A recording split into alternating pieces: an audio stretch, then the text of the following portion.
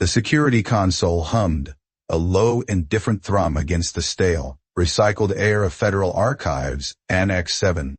Dust motes danced in the anemic fluorescent light, catching the dull gleam of the worn linoleum.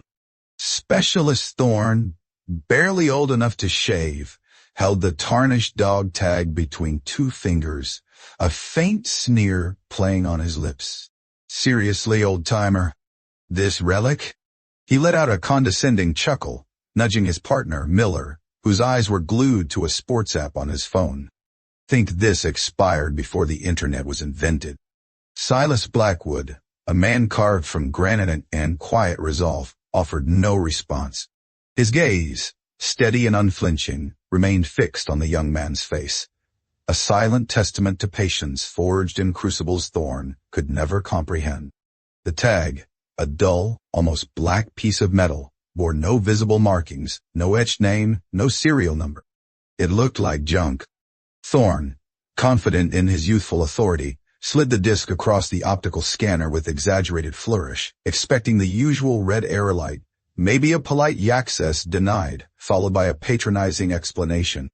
Instead, the machine shrieked. Not a standard alarm, but a raw, piercing electronic scream that reverberated through the concrete walls, making the very air vibrate. The screen, usually a placid green, flashed a blinding, chaotic white, then snapped to a deep, unsettling crimson. A single, stark phrase burned across it in stark, blocky letters. With threat protocol, Delta Red. Unauthorized access attempt. Lockdown imminent. Monday. Thorne froze, his sneer dissolving into a pale, gaping stare. Miller dropped his phone with a clatter that echoed in the sudden, oppressive silence. The distant thud of heavy steel doors, programmed to seal in milliseconds, began to reverberate down the corridors, one after another, like a slow-motion catastrophe. The console's hum intensified, now a frantic, high-pitched whine. This wasn't just an access denial. This was the system screaming. And the old man, Silas Blackwood, stood perfectly still, his eyes fixed not on the two panicked security contractors, but on the flashing red text, a flicker of something ancient and weary in their depths. He'd seen systems scream before. He knew what came next. Silas Blackwood was a man for whom silence was a second language. At 68, his hair was a sparse iron gray, pulled back from a face deeply etched by sun and wind, by decisions made in darkness, by a lifetime spent in places most people only saw on grainy news footage. His clothes were nondescript, a faded denim jacket over a plaid shirt, worn jeans and boots that had walked more miles than any odometer could measure. His hands, gnarled and strong, showed the history of hard labor, though the true work they'd done was of a different, more precise nature. He carried a canvas messenger bag, its flap secured by a single sturdy buckle, and inside, tucked beneath a worn copy of Moby Dick, was the reason he was here. A brittle, yellowed envelope, its contents a promise Hyde kept for 40 years. He'd arrived at the Federal Archives Annex an hour ago, well before the morning rush. The building itself was a monument to forgotten bureaucracy, a hulking concrete block nestled amidst a sprawl of forgotten industrial parks, its purpose as opaque as its tinted windows. He knew places like this. They held secrets, sometimes by design, sometimes simply by neglect. He'd come for a specific secret, one buried deep within the classified files of a program that officially ceased to exist in 1983. The reception area was a sterile expanse of polished gray and beige, designed to deter lingering. A small, tinny radio behind the desk played classic rock, a futile attempt to inject life into the institutional quiet. Thorne and Miller, the two contractors, were a study in youthful complacency. Thorne, with his slick-back hair and a too-tight uniform, embodied the arrogance of unearned authority. Miller, slouched and bored, was a poster child for minimum effort. They represented everything Silas had spent his life fighting against: casual indifference, a lack of awareness of the true weight of the world. "All right, old man," Thorne said, His voice clipped and impatient, breaking the stunned silence. He snatched the dog tag from the scanner bed, holding it up as if it were a dirty coin. This isn't going to work. Our system, it's state-of-the-art. It doesn't recognize antiques. You got a real ID? Dead guy. Silas' gaze remained steady. It's real enough. His voice was a low rumble, like gravel shifting in a dry riverbed. It's all I have for this access. Miller, finally tearing his eyes from his phone, snorted. Access to what? The National Museum of Forgotten Relics? He chuckled, but the sound was hollow, thin in the face of the blaring alarm. The terminal screen, now a pulsing crimson, flickered. The words Delta Redoi seemed to throb with an ominous life of their own. What the hell is Delta Red? Thorne muttered, his bravado rapidly draining away. His fingers hovered over the keyboard, but he dared not touch it. The console was still screaming, a sound that was less an alarm and more a primal shriek of a system overwhelmed. Silas watched the screen. He remembered the first time he'd seen that protocol, 40 years ago, on a crude, green-on-black monitor in a bunker deep beneath the earth. It meant the highest level of threat, a system-wide lockdown, and immediate escalation. It meant they had just opened a door they didn't even know existed. A new line of text rolled across the bottom of the screen, slow and deliberate, as if being typed by an invisible hand. Identity verified. Subject, Blackwood, SU. Code, Oracle 7. Authorization, Phoenix Protocol. 1. The console's shriek abruptly cut off, replaced by a deep, resonant thump-thump-thump-thump that vibrated through the floorboard sewer.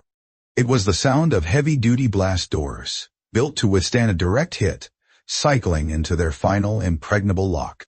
The entire building was now a sealed vault. Miller's jaw hung open. Phoenix Protocol? What in God's name? No. It means, Silas said, his voice quiet, almost a whisper, yet it cut through the lingering tension like a honed blade, that I'm here for a specific reason. And now, you're all going to find out what that reason is. None. Footsteps echoed from a side corridor, fast and purposeful. A man in a crisp, dark suit, his face grim, emerged, followed by 2 armed federal marshals. This was Director Hayes, the Annex's top administrator, a man whose life revolved around procedure and plausible deniability. His eyes, usually cool and detached, darted from the screaming console to Silas, then back. What is the meaning of this, specialist? Hayes demanded, his voice tight with barely contained fury. Who authorized the Delta Red activation? Thorne stammered, his face a blotchy red. Sir, he handed us this old dog tag. We thought it was a joke. The system just went crazy. And Hayes's gaze landed on the dog tag still lying on the scanner bed. He leaned in, his brow furrowed, then stiffened. He recognized the alloy, the unique, almost imperceptible texture. His hand, shaking slightly, reached out, but he didn't touch it. He'd only seen one like it before, in a highly classified briefing, decades ago. A ghost. Oracle 7, he whispered, his voice barely audible. The name hung in the air, heavy with unspoken history. It can't be. Silas finally moved, a slow, deliberate step forward. It is. Hayes's eyes snapped to Silas, a flicker of recognition, then disbelief. Blackwood. Silas Blackwood. But you were listed as Mia, presumed Kia. 40 years ago. Operation Chimera. Ah, oui. Silas merely nodded. Reports can be incomplete. His eyes scanned the room, taking in the frightened faces of the few early morning staff members who had been caught in the lockdown. He saw the genuine fear, the confusion. It wasn't their fault. They were cogs in a machine designed to forget. Sir, one of the marshals interjected, his hand resting on his sidearm, we have a full building lockdown. Command is demanding an immediate sitrep. They're talking about deploying a rapid response team. No. Hayes waved him off, his eyes still fixed on Silas. Hold all calls. This is different. He turned back to the security console, the pulsing red light casting an eerie glow on his face. What does this Phoenix Protocol mean, Blackwood? It means, Silas replied, his voice gaining a quiet authority that silenced the room, that I have the highest possible clearance to access a specific set of archives within this facility.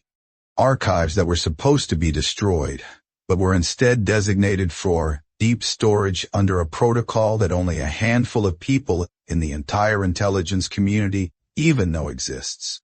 He paused, his gaze sweeping over Thorne and Miller, who now looked like terrified children.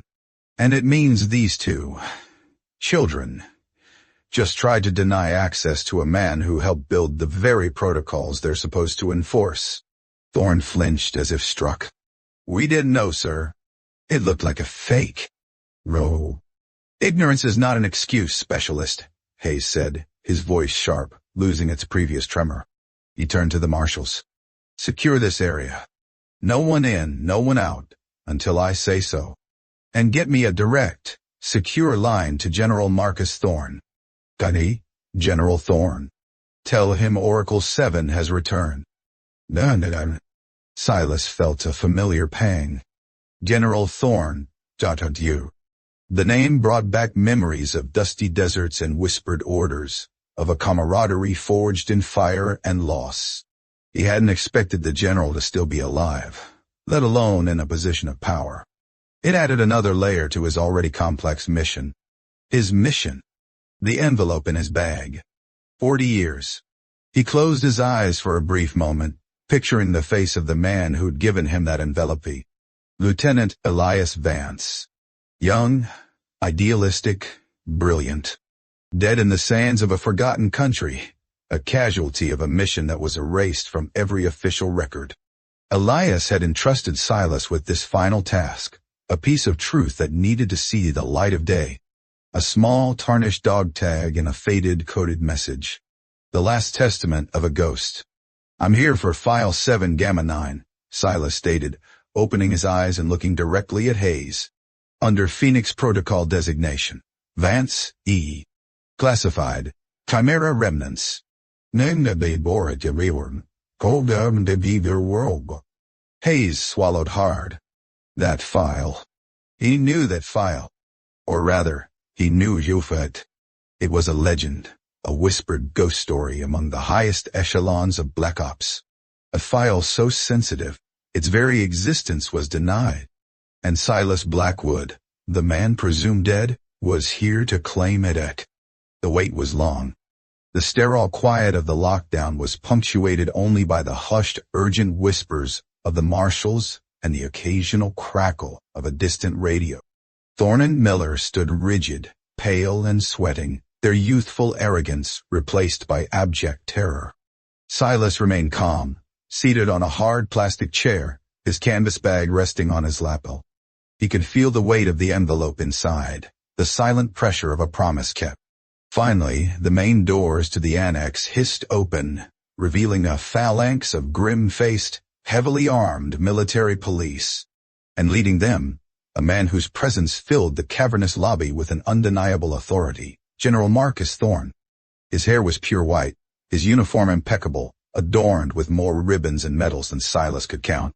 But it was his eyes, sharp, intelligent, and carrying the weight of 1,000 untold stories, that held Silas' gaze. Silas. The general's voice was a low growl, laced with an emotion Silas couldn't quite place. Respect. Regret. Both, perhaps. Silas rose slowly, his movement still fluid despite his age. Marcus. No salutes, no formalities. Just two old warriors acknowledging a shared past. General Thorne dismissed the MPs with a curt nod, then turned to Director Hayes. Director, I'll take it from here. And I want a full report on how this security incident occurred. These two, he gestured to Thorne and Miller, who practically cowered, ere to be immediately reassigned to sanitation duties. Indefinitely. They will learn what true service looks like from the ground up. He then turned to the assembled civilian staff, his voice booming. Let me be clear. What happened here today is classified above your pay grade. You will forget you saw it. You will forget this man was ever here. You will return to your duties and speak of this to no one. Is that understood? A chorus of frightened "Aye, sirs," echoed through the lobby. Then the general's gaze settled on Silas. Come with me, Oracle. We have a lot to discuss. Me. They walked through the now unlocked corridors, the general setting a brisk pace, Silas matching him stride for stride. They passed rows of steel filing cabinets, silent monuments to forgotten histories. I never thought I'd see you again, Silas, Thorne said, his voice softer now, tinged with a raw honesty. We mourned you. A memorial was erected, your name etched into the wall of the fallen. No. I know, Silas replied. I saw it. It was a quiet ceremony. He remembered standing in the rain, a ghost among the living, watching his own name carved in stone. A strange kind of freedom, being officially dead. Why now, Silas? After all these years? The general stopped before a nondescript door, its only marking a small faded plaque, restricted access. Level 9. Silas reached into his bag and pulled out the yellowed envelope. He handed it to the general. Elias Vance. Before he went down, he gave me this. Told me to hold on to it.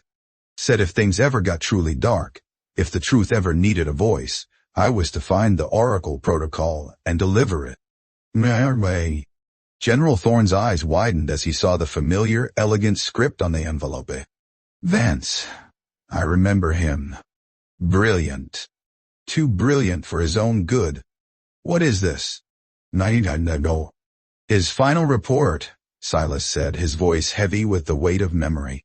On Project Chimera. The real one. The one they buried. Me. None. The general tore open the envelope.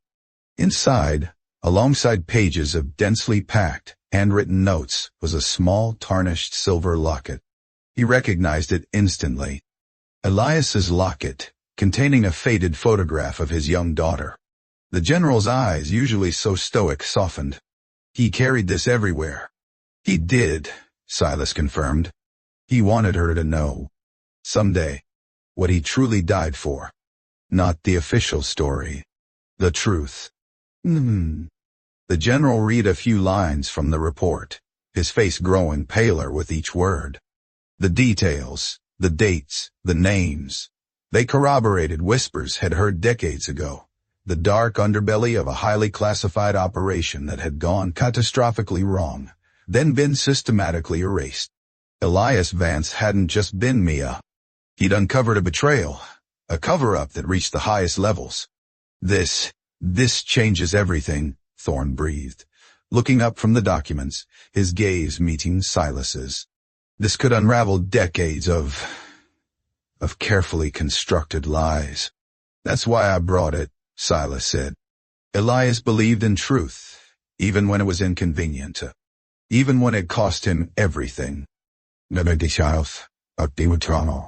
The general nodded slowly, his grip tightening on the locket. And you, Silas, you carried this for 40 years. You lived as a ghost. For this.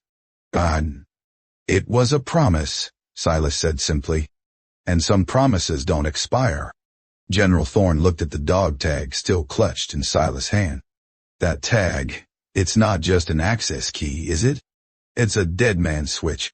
Activated only if the carrier was presumed lost, and then returned, against all odds, to expose what was hidden.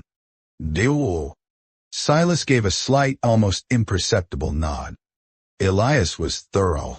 He knew they'd try to bury it all. He knew they'd bury us. The general closed his eyes for a moment, then opened them, a new resolve hardening his features. This will be messy.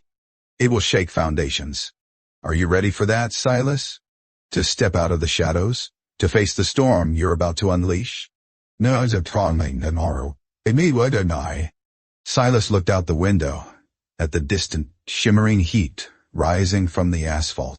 He saw the two young contractors, Thorne and Miller, already in their new unflattering uniforms, pushing a mop bucket across the parking lot. They looked utterly miserable, learning a very different kind of lesson. "I've been ready for 40 years, Marcus," Silas said, his voice quiet but firm as steel. "The truth, it always finds its way out. Eventually." "No."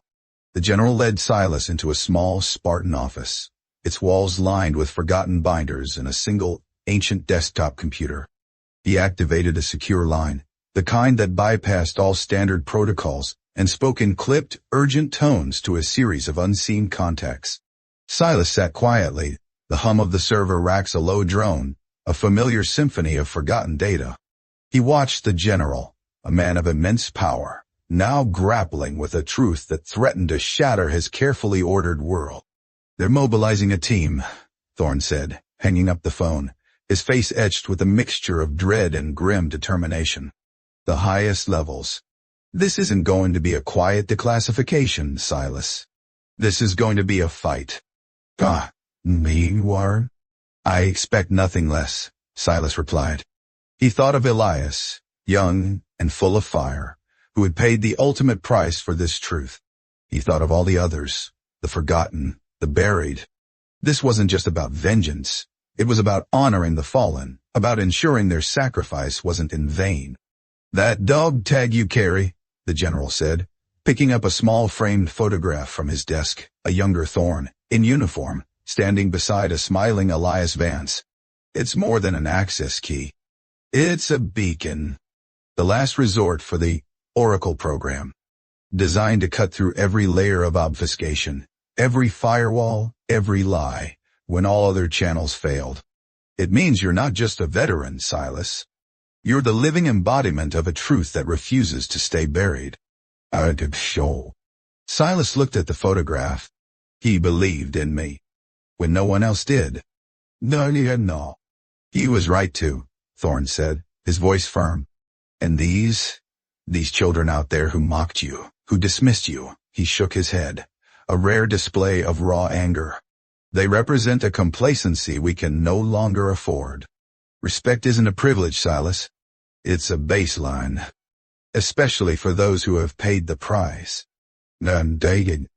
Hours later, the Annex was still under modified lockdown. News crews, alerted by anonymous tips about an unusual federal incident, were gathering outside the perimeter fence, their cameras aimed at the impenetrable concrete. Inside, the quiet hum of the building had returned, but a palpable tension lingered. Director Hayes, looking 10 years older, was being grilled by a stern-faced internal affairs officer. Specialist Thorne and Miller, now visibly exhausted, pushed their mops with mechanical precision, their faces devoid of their earlier arrogance. The incident had stripped them bare, revealing the callow youths beneath the uniforms. As Silas prepared to leave, accompanied by a new, more respectful escort of high-ranking military intelligence officers, General Thorne stopped him. "Silas, one more thing." He handed Silas a small, sealed package. "This was delivered to my office this morning. From Elias's daughter. She's a historian now. Specializes in uncovered truths." Silas opened the package. Inside was a newly published book, its cover a stark, black-and-white photograph of a forgotten desert landscape. The title in bold, uncompromising letters read, "We die the echoes of Chimera, a daughter's search for truth in awe." And on the dedication page, a single handwritten note, "For my father, Elias Vance, and for the silent guardians who kept his memory alive." No. Silas felt a warmth spread through him, a feeling he hadn't experienced in decades. The promise, finally fulfilled. He looked up at General Thorne. "Thank you, Marcus." The general nodded. "No, Silas. Thank you for reminding us that some stories aren't finished, and some debts can never truly be repaid." Silas stepped out into the late afternoon sun. The air was thick with the promise of summer, but it felt different now. Lighter.